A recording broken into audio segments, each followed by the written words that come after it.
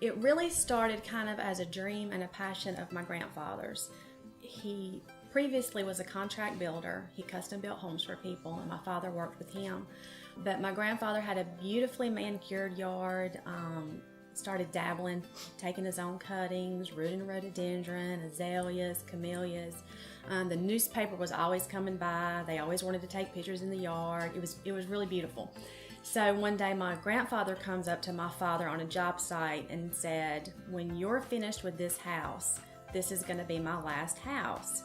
And my father said, "Well, what are you going to do?" And he said, "Well, I'm going to dabble in the nursery business." That was probably 76 or 77, and it just kind of started from there. Well, I've always loved it, but as a young adult, even when I was working here, I never disliked it.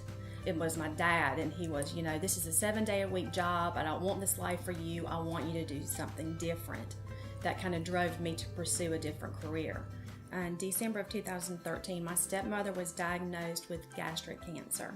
So as her disease progressed, I began working just kind of part-time, easing back from my job, staying here more to take care of her. And unfortunately, she did pass away. And, my husband and I had a conversation. We had 3 children in college at the time. That's, expensive. I don't care who you are or what you do. So he said, "Do what you need to do. God's taking care of us all this time, and He's going to keep taking care of us. And I'm not worried. I want to, go be with your father." So I told Daddy, give it a year and see how he felt after a year, because he was ready to close up shop and head to the coast and fish. I said, "How much fishing can you actually do?" And he said, "Well, I don't know."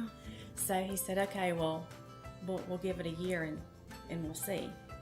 And that was 2014. So coming back to the nursery for me was just like coming home all over again. I can be anywhere on this property, and I can feel the love here and the work here and the dedication that's here. This property is so beautiful. You're having a bad day, you can either take a walk, you can ride on the Kubota, you can go sit down, take a deep breath, and be one without anybody bothering you.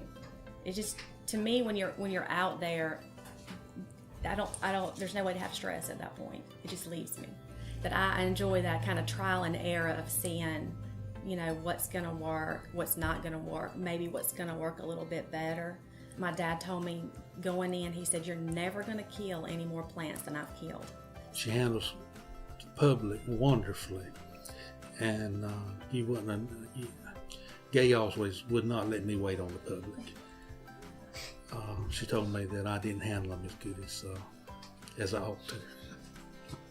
But she handles them wonderfully. She don't matter how stressful it gets, she shrugs it off and keeps getting up. I don't think people are necessarily in this industry to get rich quick or try to make a lot of money, even in the long term.